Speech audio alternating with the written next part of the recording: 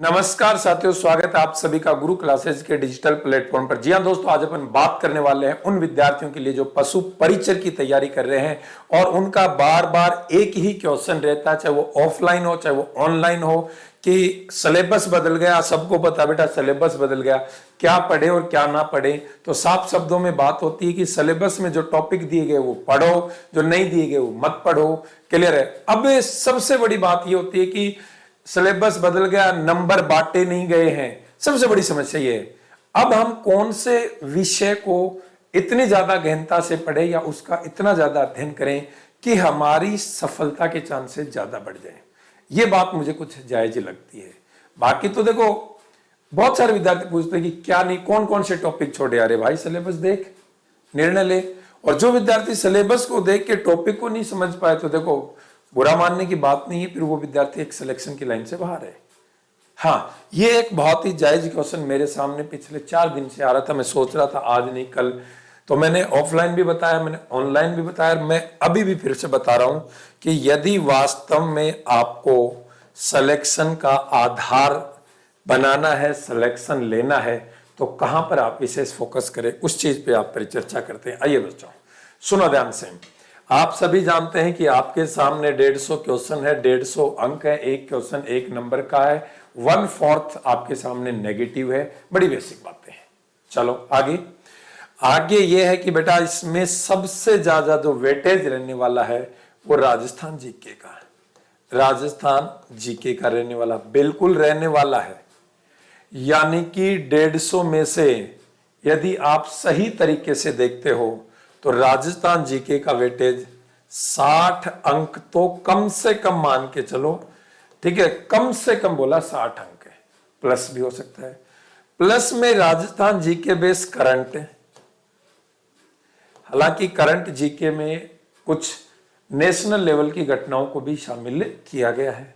तो एक यानी कि मैं कह सकता हूं कि 50% में आपके सामने कौन है, राजस्थान जीके है 50% में। और बच्चा बच्चा इसको पढ़ेगा, बिल्कुल बच्चा बच्चा पढ़ेगा। वो हिस्ट्री भी पढ़ेगा, वो ज्योग्राफी भी पढ़ेगा, वो कला एवं संस्कृति भी पढ़ेगा। तो फिर यहां डिफरेंस यदि मैं पैदा करूं तो गुरुजी कहां करूं, बड़ी समस्या। मैं क्या करूं बेटा, कुछ मत कर, उनसे ज्यादा ये जीके पढ़, 2-4 नंबर तो वहां एक्स्ट्रा निकाल। फिर करंट जीके पे ध्यान दो। करंट जीके कब से कब तक की पढ़ूं, जहां तक मेरी मानो तो आप नवंबर 2023 से और आप नवंबर 2024 तक की करंट जीके पढ़ लेना। या नवंबर में नहीं भी घुसते तो कम से कम अक्टूबर तक तो ले ही लेना। कोशिश करना नवंबर में भी चले जाओ आप। ये अंतर स्थापित करेगी। मैं बार बार बोल रहा हूं, 1000 बार बोल रहा हूं, आज नहीं तो कल ये बात जरूर समझ में आएगी आपको। जब एग्जाम देख के आओगे तब समझ में आएगी, यार ये बात मैंने सुनी तो थी लेकिन मैंने सुन के अनसुनी कर दी, काश उस दिन में इस पे ध्यान दे लेता। ठीक है। अब दूसरी बात है ना, मैं फिर कह रहा हूं, खुल के कह रहा हूं कि अब बच्चे, बहुत सारे बच्चे वो पशुपालन वाले टॉपिक पर, पशुपालन वाले टॉपिक पर कम ध्यान देंगे। अच्छा, तो फिर मैं क्या करूं, तुम बेटा ध्यान दो इसमें।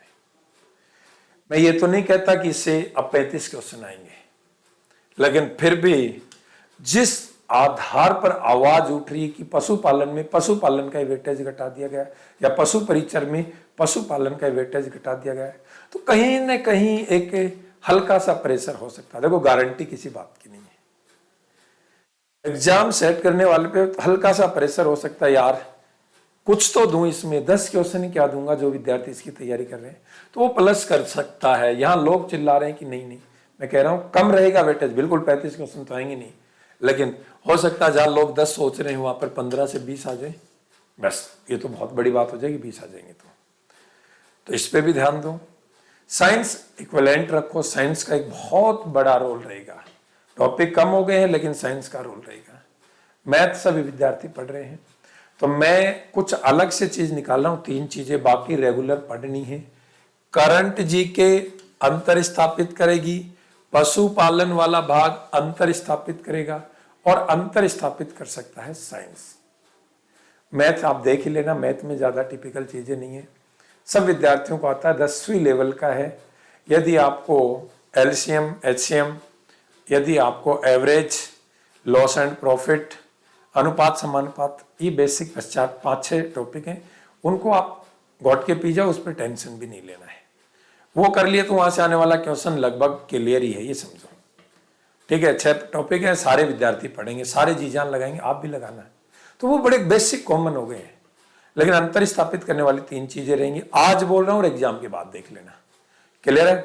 तो इतना सा कहूंगा, इन पे बाकी विद्यार्थियों से थोड़ा सा एक्स्ट्रा ध्यान देना, और मैं आशा करता हूं कि आप इस बात को समझते हुए और अपनी तैयारी को कुछ सीक्रेट पोजीशन में तैयार करोगे तो आप सफल हो जाएंगे। ठीक है बच्चों, सभी को नमस्कार, जय हिंद, जय भारत।